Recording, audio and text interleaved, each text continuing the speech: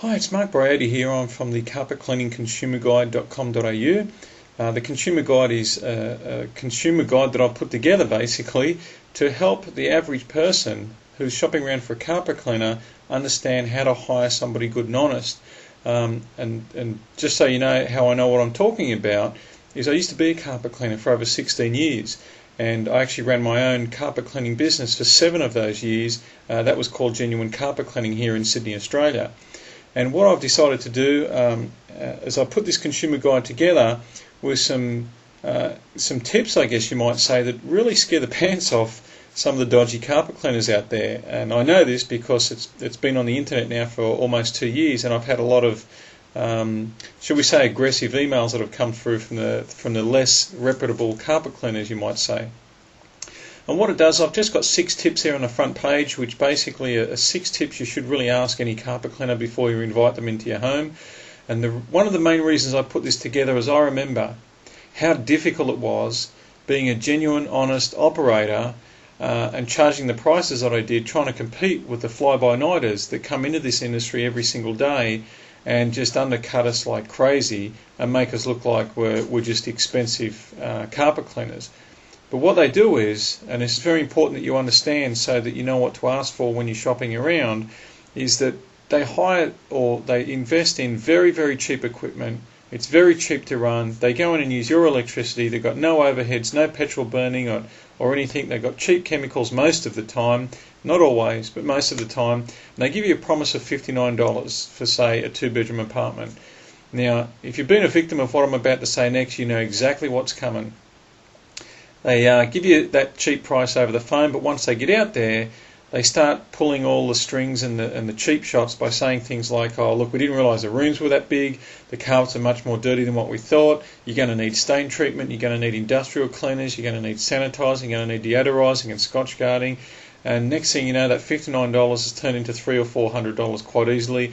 And I've even heard of cases and seen on a couple of government sites where carpet cleaners have been fined and for basically ripping off the public for up to like $1,000 for things that are just totally unnecessary and absolute nonsense. And the reason why, one of the main reasons I put this consumer guide together was because as an honest, genuine operator, I personally invested over $100,000 in my equipment. It was just me. I had no staff, thank God, because to bear the expense of the overheads of putting people out there at the quality that I was doing would have probably sent me broke. But I ran my own business, I was out there doing the work myself, and I used to charge a lot more than these guys initially up front. However, what they charged at the end was obviously a lot more expensive than what I did.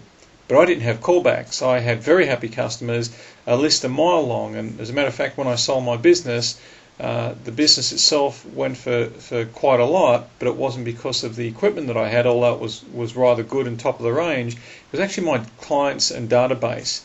Now think about this. This is actually quite important. When you've got a good quality operator doing what I used to do, they can only do 2 or 3 jobs a day, depending on the size or how close they are together, maybe 4 or 5 absolute maximum, providing those places are close together and relatively empty. Where you get these other guys doing 8, 9 and 10 jobs a day. Now think about it. If they're doing that many jobs a day, of course they can afford to drop the price a bit, but be in and out very quick. But if the good guy, on the other hand, is doing good quality work and taking his time and doing the job properly, moving your furniture and coastering the furniture when necessary, spending extra time on the stains, spending more time disinfecting and antimicrobially in carpet to kill the germs, bacteria, and using bigger machines to pull more of the moisture out and dry it properly, not just a quick whisk over, there's no way that the good, honest guy can compete with the cheap guy on the same money level. It's just impossible. He would go broke, and therefore there'd be no good quality carpet cleaners in the industry. What I'm suggesting to you is shop around, but ask questions like, are you insured? Can I see your certificate of currency of insurance? Because a lot of people tell you things over the phone that aren't true. Do you have any references? That's probably a very good question to ask, and actually call the references. Don't just accept things that people say, yes we do, yes we do. Have a look for the proof and the evidence. Are you certified and licensed at carpet cleaning? You see, the industry is unregulated, so there's no law that says you have to be certified and licensed. Not that that's a be-all and end-all, but it's good to know that they've had some kind of schooling and education on carpet cleaning. Also ask them, what guarantee do you have? Everyone always tends to say, yes, we guarantee our work, but no one actually stops to ask, well, what does that mean, and will you put that in writing for me? That's a very big one that will really separate the men from the boys.